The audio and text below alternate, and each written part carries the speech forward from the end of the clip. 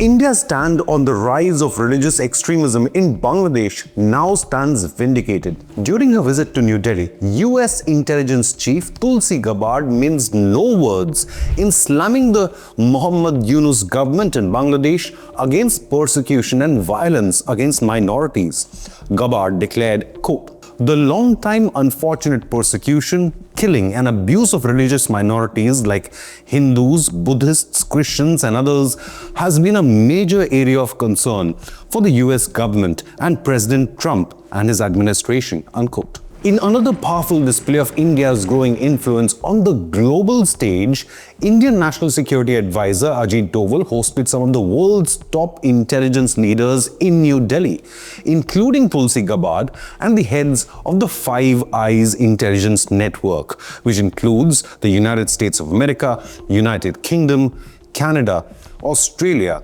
and New Zealand as well. Meanwhile, India has been raising the issue of persecution of Hindu minorities in Bangladesh with the Yunus government. In fact, this report by the Ministry of External Affairs highlighted how over 2,200 such incidents were reported from Bangladesh in 2024 alone, far higher than Pakistan. Even Tulsi Gabbard had raised the issue of attack on Hindu temples previously. Supposedly secular government of Bangladesh to protect that country's religious minorities. In an exclusive interview to NDTV, Tulsi Gabbard says the issue is much deeper and the threat of Islamic terror persists.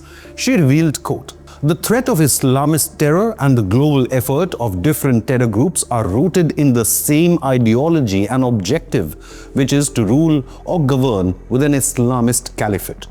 This obviously affects people of any other religion, and they choose to carry this out with terror and very violent ways," unquote. During her India visit, Tulsi Gabbard also met Indian Defence Minister Rajnath Singh as the world's two largest democracies aim to strengthen their cooperation in global security and defence.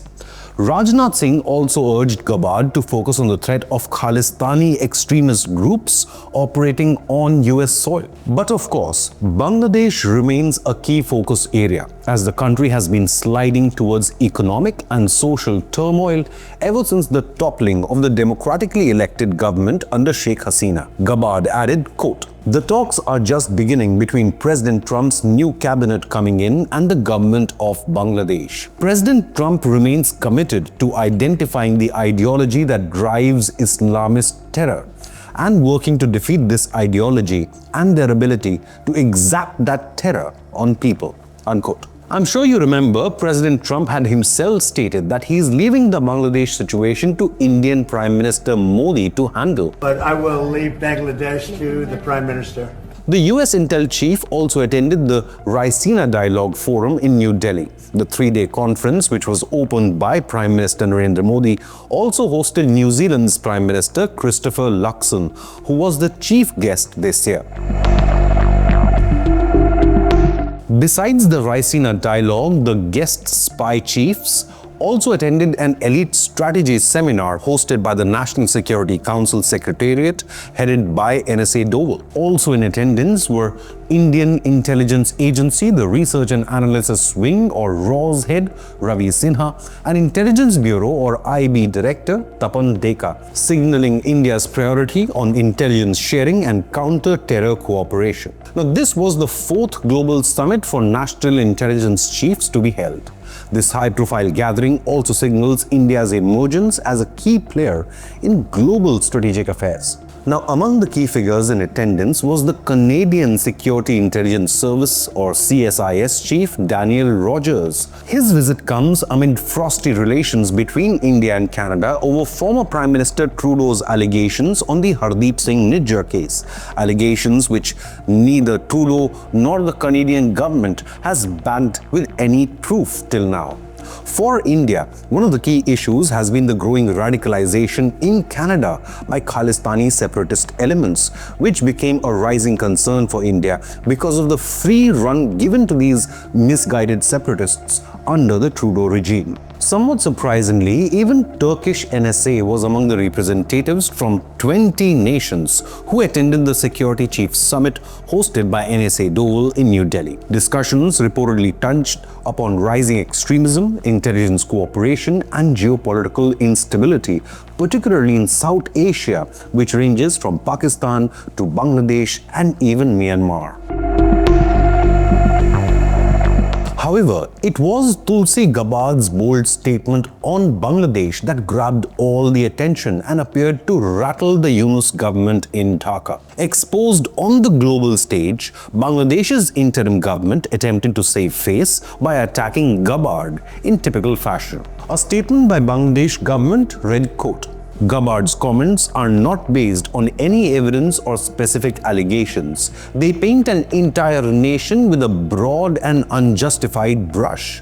Bangladesh, like many countries around the world, has faced challenges of extremism, but has continuously worked in partnership with the international community, including the US, to address these issues, unquote. However, this statement is not fooling anyone, especially in New Delhi, nor in the White House. The US State Department again highlighted instances of unchecked violence against Hindus and other minorities and urged the Yunus government to take prompt action. The US State Department said, quote, we condemn any instance of violence or intolerance directed towards members of minority communities in any country and have welcomed measures taken by Bangladesh's interim government to ensure safety and security for all in Bangladesh. That's what we are watching, unquote.